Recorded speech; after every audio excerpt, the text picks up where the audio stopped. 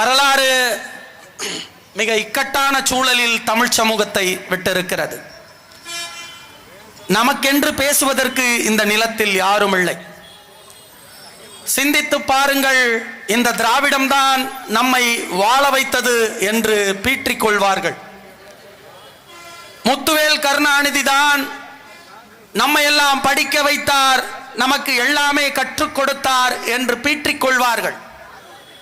பெரியார் இல்லை என்றால் இந்த நிலத்தில் யாருமே உடை உடுத்தி இருக்க மாட்டார்கள், உடையற்ற மனிதர்களாகத்தான் அலைந்திருப்பார்கள் என்று பீற்றிக் கொள்வார்கள்.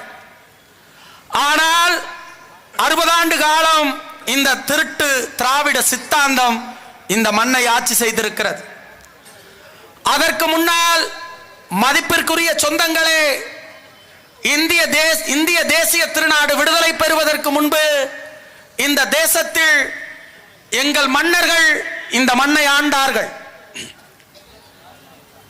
எத்தியோப்பியாவிலும் எகிப்திலும் ஓடுகிற காட்டாற்று நதிநீரை தடுத்து நிறுத்தி அணை கட்டும் தொழில்நுட்பத்தில் தோற்ற சமகாலத்தில் தமிழ் தேசிய இனத்தின் பெருமாவீரர்கள் மன்னர்கள் எங்கள் கரிகால் பெருவளத்தான் எங்கள் பொன்னி நதிக்கு குறுக்கே ஒரு மாபெரும் அணையை, கல்லணை என்கிற பேரணையை கட்டி எத்தியோப்பியாவிலும் எகிப்திலும் அந்த மாந்தர்கள் அணை கட்ட முயற்சித்து தோற்ற சமகாலத்தில் எங்கள் மாமன்னர்கள் ஓடுகிற காட்டாற்று தன் நதிநீரை தடுத்து நிறுத்தி காவிரியில் குறுக்கே அணையை கட்டி உலகத்திற்கே வேளாண்மை என்கிற பேராண்மையை கற்றுக் கொடுத்த பேரினம் தமிழ் பேரினம். அந்த பேரினத்திற்கு கெடுவாய்ப்பாக சுதந்திர இந்தியாவிற்கு பிறகு இந்த திராவிட கட்சிகளால் பயங்கர கேடு, எந்த நன்மையும் நடக்கல இந்த நாட்டில். கற்பனை செஞ்சு பாருங்க,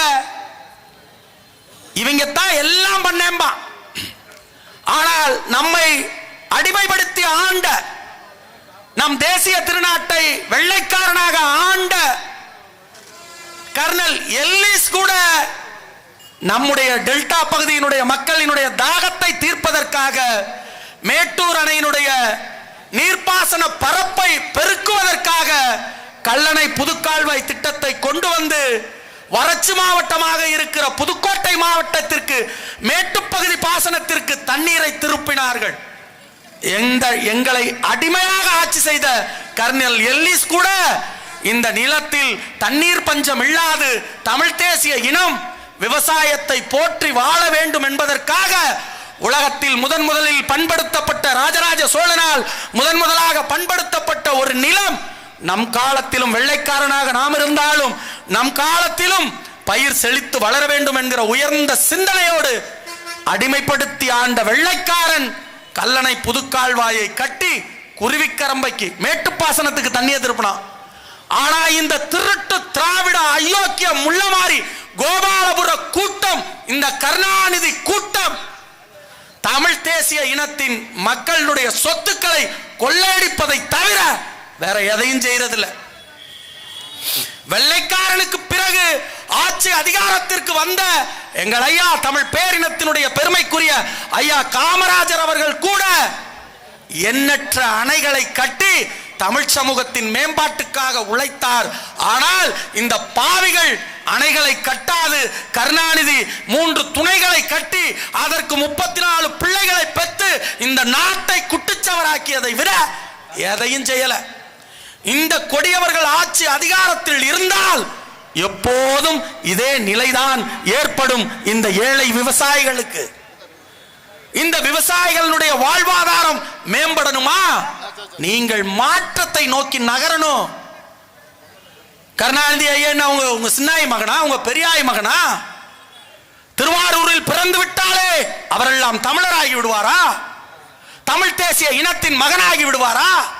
அவர் தமிழ் தேசிய இனத்தின் மகனாக இருந்திருந்தால் 2009 ஈழத்திலே நம்முடைய சொந்தங்கள் குற்றுயிரும் கொலையுமாக இருந்தபோது தன்னுடைய உருப்படாத மொம தத்தி இளவெடுத்தவ அழகிரிக்காக சக்கர நாற்காலியில போய் சீட்டு கேட்டுக்கிட்டு நிப்பாரா? இவ்வளவு பெரிய கேடை செய்திருப்பாரா? தமிழ் சமூகத்தின் மகனாக, தமிழ் தேசிய இனத்தின் மகனாக ஐயா கருணாநிதி அவர் தன்னை நினைத்திருந்தால் இவ்வளவு பெரிய துரோகத்தை தமிழினத்திற்கு செய்திருப்பாரா? ஆனா நீங்க என்ன நினைச்சிட்டு இருக்கீங்க? ஆரூர் சோழனை போல அவரை நீங்கள் கருதுகிறீர்கள். ஆரூர் சோழனை போல அவர் ஆபத் பாண்டவன் என்று நீங்கள் கருதுகிறீர்கள். இது எந்த விதத்தில் அறம்? இது எந்த விதத்தில் அறம்? நம்மளை அடிமையாக்கி ஆள வந்த கர்னல் எல்லிஸ் நம் தேசிய இனத்தினுடைய பாசன பரப்பை பெருக்கினான். தமிழ் தேசிய இனத்திற்காக தண்ணீரை மேட்டு பாசனத்திற்கு திருப்பினான். ஆனால் இந்த அயோக்கியன் கருணாநிதியின் காலத்தில் தெருவெங்கும் சாராய கடைகளை திறந்து தமிழ் தேசிய இனத்தின் மக்களை, பெண்களை, விதவைகளை ஆக்கியதை தவிர இந்த அயோக்கியர்கள் இந்த தமிழ் சமூகத்திற்கு செய்த நன்மை என்ன? எல்லாம் தீங்கு, கேடு. இந்த திருட்டு பயல்கள்ட்ட நாட்டை கொடுத்து விட்டு தமிழ் சமூகம் தெருவில் நிற்கிறது. இதிலிருந்து மாறணும்னா என்ன பண்ணணும்? மாற்றத்திற்கான தலைவனாக இருக்கிற அண்ணன் சீமானை கொஞ்சம் கருணை கொண்டு பாருங்கள். எவ்வளவு பிரச்சனை, எவ்வளவு அவதூறு, எவ்வளவு அவமானம். அந்த ஒற்றை தலைவன் மீது என்னென்ன அவதூறுகளை நீங்கள் இட்டுக்கட்டி பேசினீர்கள். ஆனாலும் தனித்தே களத்தில் நிற்கிறான் அந்த வரலாற்று பெருந்தலைவன். அவனை விட்டுட்டு யார்கிட்ட நீங்க நாட்டை கொடுக்க போறீங்க? நெல் கொள்முதல் நிலையங்கள்ல ஊழல், கருணாநிதி ஆட்சியில ஊழல் நடக்கலன்னு, கருணாநிதியின் மகன் ஆட்சியில ஊழல் நடக்கலன்னாதான் நீங்க வருத்தப்படணும். ஊழலின் ஊற்றுக்கண்ணே கருணாநிதி. இந்த நாட்டில் ஊழலை காட்டாற்று வெள்ளம் போல திறந்து விட்டது கருணாநிதி, அவர் மகன் ஸ்டாலின். யோசிச்சு பாருங்க, தெருவெல்லாம் எல்லா இடத்துலயும் பெரியாருக்கு சிலை. எல்லாம் என்ன புடுங்கிட்டாங்க இவங்க, என்ன புடுங்கிட்டாங்க? எதுக்கு பெரியாருக்கு தெருவெங்கும் சிலை? எதுக்கு? தன் சொத்தை பாதுகாப்பதற்காக, திராவிடர் கழகத்தின் சொத்தை பாதுகாப்பதற்காக வளர்த்த மகள் 24 வயது மகள் மணியம்மையை திருமணம் செய்ததை விட பெரியார் இந்த மண்ணிற்கு செய்த புரட்சி என்ன? ஆனா இவன் சொல்லுவான் எல்லாம் பெரியாரால தான். அதையெல்லாம் மாற்றணும். இது தமிழ் தேசிய நிலம். இந்த தமிழ் தேசிய நிலத்திலே தமிழ் தேசிய இனத்தின் முன்னோர்கள் போற்றப்படணும். அவர்கள் போற்றப்பட்டால் தான் தமிழ் தேசிய நிலம் விடுதலை பெறும், மாண்பு பெறும். ஆனா நம்ம என்ன பண்ணிட்டு இருக்கிறோம்? வந்தவன் போனவன்ட்டெல்லாம் ஓட்ட போட்டு நாட்டை அவர்களிடத்திலே கொடுத்து விட்டு திண்டாடிக்கிட்டு இருக்கிறோம். டிஎன்சிக்கு போய் நின்னோம்னா நம்மள மனுஷனா கூட மதிக்க மாட்டேங்கிறான். டிபிசில மனுஷனா கூட.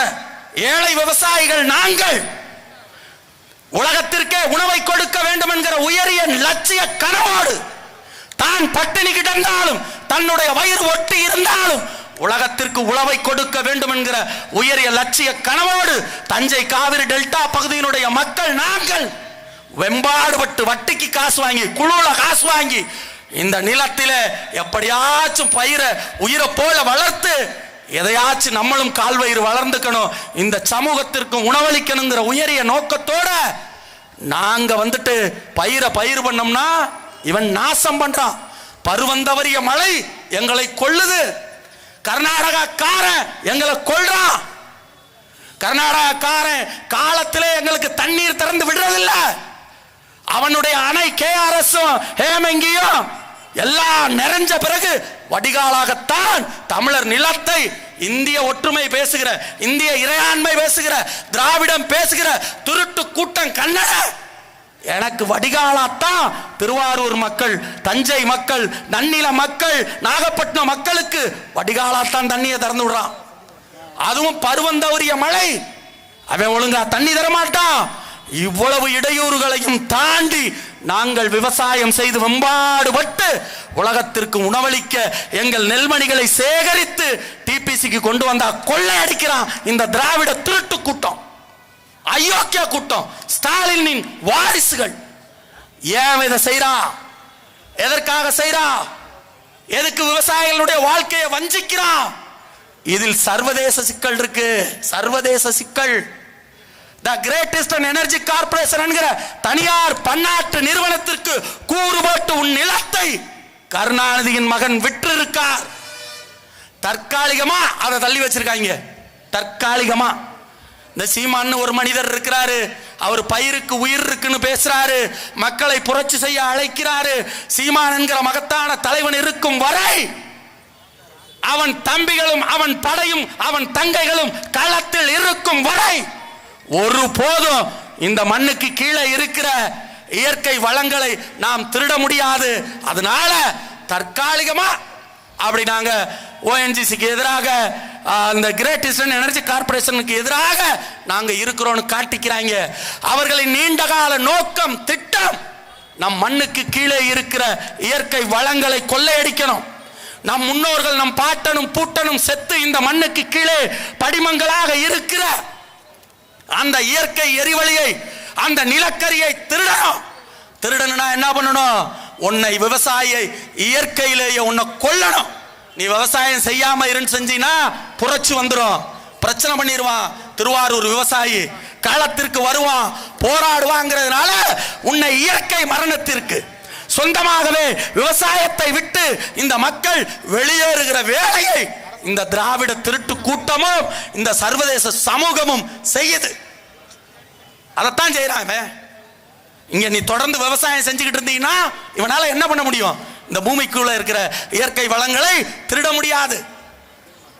எதுக்கு உன்னுடைய நெல்மணியை இந்த இடத்துல இந்த நெல்மணிகளை 40 ரூபாய் லஞ்சம் கொடுத்தாலும் 70 மூட்டை சிப்பத்தை 48 கிலோ சிப்பத்தை இவன் வாங்கி வைப்பதற்கு ஒரு கிடங்கு கட்டாமல் சுடுகாட்டில் கொண்டு போய் அடுக்கி வைக்கிறானே, அதுக்கு காரணம் என்ன? உனக்கு குளிர்சாதன கிடங்குகளை கட்டி கொடுத்து விவசாயத்தை மேம்படுத்துகிற வசதியை இந்த திராவிட திருடர்கள் செய்து கொடுத்து விட்டால் திருவாரூர் மக்கள் விவசாயத்தை விட்டு வெளியேற மாட்டார்கள் என்பதால் தான் இந்த அயோக்கியன் தான் பன்னாட்டு நிறுவனங்களிடத்திலே வாங்கி இருக்கிற கமிஷனுக்கு பங்கம் வந்துவிடும். விவசாயிகளை இயற்கை மரணத்திற்கு விட வேண்டும் என்றால் ஆற்றில் இருக்கிற மண்ணை அள்ள வேண்டும், உங்களை கொல்ல வேண்டும், நீர் வரக்கூடாது. அப்படியே வந்து கொஞ்ச நெஞ்சம் விவசாயம் பண்ணாலும் நீங்கள் பாதிக்கப்பட்டு போய் தெருவில் நிற்கணும். விவசாயம் பண்ணி நெல்லை கொண்டு வந்தாலும் அங்க வாங்க மாட்டான், உன்னை முளை கட்டிய பயிராக்கி விடுவான். அந்த நெல்மணியை முளை கட்ட விட்டு பீர் கம்பெனிகளுக்கு இந்த திமுக அதிமுக டிஆர் பாலு சசிகலா நடத்துகிற பீர் கம்பெனிகளுக்கு ₹1 1 கிலோ என்கிற விதத்தில் வேறு வழியில்லாமல் உங்களை விற்க வைக்க வேண்டும் என்கிற நீண்ட கால திட்டத்தின் நோக்கம்தான். இவன் ஒழுங்கா கிடங்கு கட்ட மாட்டேங்கிறான், இந்த நெல்மணிகளை பாதுகாக்க மாட்டேங்கிறான், அந்த நிலத்திலே நல்லது செஞ்சு கொடுக்க மாட்டேங்கிறான். இவனுக்கு நோக்கம் நீங்கள் விவசாயிகள் இருந்து விட்டால் பிரச்சனை வந்துடும். அதனால என்ன பண்றான்? இந்த திருடன் எல்லாம் ஒன்னு சேர்ந்துகிட்டு விவசாயிகளை இயற்கை மரணத்திற்கு விடுகிறான்.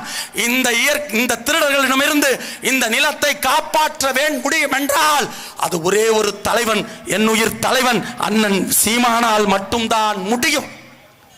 அதை உணர்ந்து கொண்டு எதிர்வரும் தேர்தலிலே இந்த களத்திலே நிற்கிற எங்கள் தங்கைகளுக்கு, மதிப்புமிக்க எங்களுடைய தமிழ் தேசிய இனத்தின் மகளிர் பாசறையினுடைய பொறுப்பாளர்களாக நிற்கிற எங்கள் தங்கைகளுக்கு, அஸ்வினி பூபதி அவர்களுக்கு திருவாரூர் சட்டமன்ற தொகுதியின் வேட்பாளராக களத்தில் நிற்கிற எங்கள் தங்கைக்கு வெற்றி சின்னமான விவசாயி சின்னத்தில் நீங்கள் வாக்களித்தால் இந்த பகுதியிலே வாழ்கிற விவசாயிகளுடைய வாழ்வு பொன்னாகும் என்று கூறிக்கொண்டு சீர்மிகு தமிழர் நாட்டில் சீமானாட்சி மலரட்டும், சிந்தையெங்கும் தமிழர் நெஞ்சில் புரட்சி தீ பரவட்டும், பறக்கட்டும் பறக்கட்டும் புலிக்கொடி, இனியேனும் சிறக்கட்டும் தமிழ்குடி என கூறிக்கொண்டு கொடுத்த வாய்ப்பிற்கு நன்றி பாராட்டி விடைபெறுகிறேன். நன்றி, வணக்கம். நாம் தமிழர்.